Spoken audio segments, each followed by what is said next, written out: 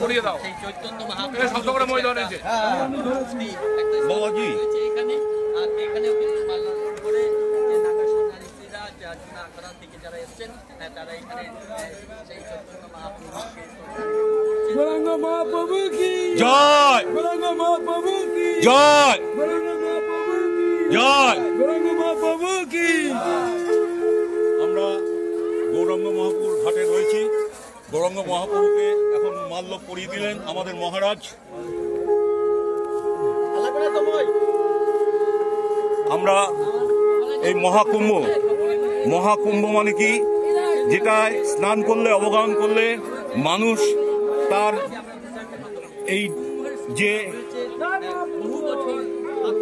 এই জন্ম মরণের থেকে নিস্তার পায়। 1305 সালে বলা হচ্ছে শেষ কুম্ভ হয়েছিল, যদিও এইখানকার যে হিন্দু রাজত্ব যেগুলো ছিল তখন কুম্ভের যে ব্যাপারগুলো যে ছিল 1298তেই ধ্বংস করে দেওয়া হয়। পরবর্তীকালে 1305-এর পর থেকে বন্ধ ছিল, আবার কুম্ভের সূচনা হয়েছে। এক জায়গায় আমরা যখন এখান থেকে প্রয়াগরাজ ছুটে যাই, অন্য জায়গায় ছুটে যাই কুম্ভে স্নানের জন্য, আমাদের মুক্ত বেনি এখানে রয়েছে, ত্রিবেণী রয়েছে। আর এখানে 3টি গঙ্গা, যমুনা, সরস্বতীর একটা মেলবন্ধন থেকে যেটা বিচ্ছিন্ন হচ্ছে এইখান থেকে, এটা মহাভূমি রয়েছে। এখানে কুম্ভের আর ওইখানে কুম্ভের মধ্যে কোনো তফাৎ কি আপনি মনে করেন? এখানে কুম্ভে হলো জাগ্রত, এটা হলো মুক্ত বেনি, আর এলাহাবাদ হলো যুক্ত বেনি। ওখানে জলটা কি এক জায়গায় আটকে গেছে, আর এখানে জোয়ার ভাটাকারে সবচেয়ে উঠছে বেশি মাহাত্ম্য এটা আমাদের এই ঘাটে বড় বড় মহনা মুনি ঋষিরা এখানে চান করতেন। বাংলা, বিহার, উড়িষ্যাকে বলতো যে বাংলা, বিহার, উড়িষ্যার প্রধান স্মৃতি হলো এইটা। কেন? এপারে যমুনা মা, ওপারে সরস্বতী মা, মাঝখানে মা গঙ্গা। তো এই যে প্রাধান্য, এই যে তার বৈশিষ্ট্য, এই যে আদিকাল থেকে এই বৈশিষ্ট্য চলছে, এই বৈশিষ্ট্য পুরো প্রাগের চেয়ে বেশি আমি মনে করি এটা মূল্যবান আমাদের এই মা গঙ্গা। কেন?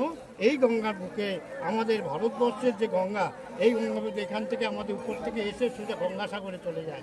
গঙ্গাসাগরে যখন আমাদের আগে নিয়ম ছিল, পৌষ সংক্রান্তি খুব ঠান্ডা পড়তো আমাদের হিমালয় পাহাড়ে, তখন ওখান থেকে নাগাসাজুরে নেমে এসে ওই আমাদের গঙ্গাসাগরে ওখানে স্নান করে, পৌষ সংক্রান্তি স্নান করে, ওখান থেকে হেঁটে হেঁটে হেঁটে এখানে আসছে, এখানে মাঘী সংক্রান্তি স্নান করে এখানে নবদ্বীপ হয়ে আস্তে আস্তে দার্জিলিংয়ে আবার হিমালয় ওরা চলে এসেছে। এই প্রথাটা ছিল। তখন এই মুনি ঋষিরা এপারে বা ওপারে দুপারে কিন্তু মেলা হতো। সেই আমাদের এখনও বিষ্ণু মন্দির আছে, ওই ত্রিবেণী ঘাটে গেলেই সপ্তঋষি ঘাটের পাশে একটা মাজার আছে, ওইটা হলো বিষ্ণু মন্দির। ওখানে বিষ্ণু মন্দিরে এখনও পর্যন্ত যদি কেউ যায়, কেউ দেখে, তার গায়ে যে দেবদেবীর যে ফটোগুলো লাগাচ্ছে অধিকার প্রাচীন, সেখানে এখন মাজার তৈরি হয়েছে। আজকের আমাদের ভারতবর্ষে যেখানে আমরা দেখতে পাচ্ছি, যেখানে আমাদের হিন্দু ধর্মের উপরে সব মুসলমান ধর্মটা যখন একটা মসজিদ, যেখানে আশ্রম, সেই আশ্রম থাকে, সেখানে আবার মাজার তৈরি করে দিয়ে আমাদের, কিন্তু এখনও ভৌতত্ত্ববিজ্ঞান তারা খুঁজে বার করছে। এখানে আগে যেমন আদিনাথ মসজিদ, ওটা আদিনাথের মন্দির ছিল, আদিনাথ হলো আমাদের মহাদেব। তাই সনাতনীরা কি আবার জেগে উঠছেন আগের থেকে, আবার শক্তপোক্তভাবে জেগে উঠছেন বলছেন? সনাতনীতে আদির থেকেই আমরা সনাতনীর ভিতরে, কিন্তু সনাতন হলো হাজার হাজার বছর মাস পথে কারা আসছে। জৈন ধর্ম 3000, 3500, বুদ্ধ ধর্ম 2.5-3 হবে, আর খ্রিস্টান 2000 হবে, মুসলিম ধর্ম 1500 বছর হবে, আর আমাদের ধর্ম 1000 বছর। সনাতন ধর্ম থেকেই আস্তে আস্তে আস্তে সব ভাগ হয়ে যায়। তাহলে মূল ধর্ম হিসাবে আপনার একটাই সনাতন ধর্ম। সনাতন ধর্ম মানে হলো বৈদিক মতে যদি আমরা চিন্তা করি, পঞ্চভূত শরীর আমার। কেন?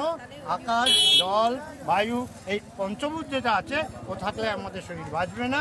সেই পঞ্চভূতের পূজা হতো, সেই পঞ্চভূত থেকে আস্তে আস্তে আস্তে আস্তে আস্তে আমাদের দেবতার মানুষ করা হয়েছে, যাতে মানুষ যাতে সাধন ভজনে আয়। যখন আমরা পূজা সাধন ভজন করি, ভগবান মুখিয়ে আমরা এই পঞ্চভূতকে পূজা করতাম। আগেকার এখনও যদি জানো, ধর্মতলা ধর্মরাজের পুজো হলো, আগে ওখানে বাগদিরা থাকতো 1000 বছর আগে। ওখানে আমাদের কলকাতা এখন যারা ব্রিগেড প্ল্যান করে, ওখানে বড় বড় গাছ আছে, ওখানে বৈদিরা যারা মাছের মাছ বলো, ওরা গাছের তলায় শিলা রেখে পুজো করতো ধর্মরাজে। আজকে অনেক স্মৃতি আমাদের বাংলার ভিতরে আছে, লুপ্ত হয়ে যাচ্ছে। এই জন্য সনাতন ভাইদের এখানে জাগরণ যাচ্ছি, তোমরা ধর্মের প্রতি একটা আকৃষ্ট হও, নিজের ধর্মের প্রতি আকৃষ্ট হও।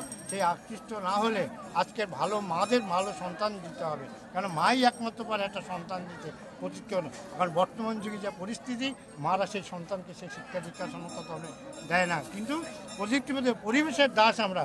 পরিবেশে যখন আমরা আগে যখন মোবাইল ছিল না তখনও আমরা ছিলাম, এখন মোবাইলের যুগে আমরা অনেক কিছু হারিয়ে গেছি। মোবাইল আসাতে আমাদের ধর্মটাকেও হারিয়ে গেছে। এই জন্য মাদের বলছি, মা সবই দাও, কিন্তু তার আগে তাদের শিক্ষাটা দাও। আগে আমি কে, আগে নিজের পরিচয়টা শিক্ষা দেওয়া আমাদের শিশুদের কাছে, পরবর্তীকালে একটা সমাজের দিতে হয়। এদের মার কাছে মাকে একটু ভালো দিতে হয়। আজকে গঙ্গা মা, আমার যতই দেবদেবী বেশি, কিন্তু তার চেয়ে মারাই হলে পুজো বেশি হয়। আজকের এখানে 3 মায়ের পুজো, এখানে এই পারে আমাদের যমুনা মা, মাঝখানে গঙ্গা মা, তারপরে সরস্বতী মা। এই 3 মা যখন সেই মাতৃরূপে আছে, সেই মাতৃরূপে আমার মাতৃরূপে জাগ্রত জীবন্ত মাতৃরূপের সাথে আমরা বলতে যাচ্ছি, বিশেষ অভিযান। তোমরা সুস্বাস্থ্য সন্তান, ভালো সন্তান না দিলে আগামী দিনে সমাধান আমরা রক্ষা করা অবশ্যই হর হর মহাদেব, হর হর মহাদেব, বড় ভূমিকার কারণে হর এই বার্তাটা কিন্তু উঠে আসছে। আমরা দুপারেই কিন্তু গঙ্গা দুপারে, অর্থাৎ ওইদিকে ত্রিবেণী আর এদিকে আমাদের কল্যাণী, দুপারে মাঝের চর, অর্থাৎ গঙ্গা দুপারে কিন্তু পুজো হচ্ছে, এই মেলা হচ্ছে। সনাতনী যারা একত্রিত হয়েছেন সেই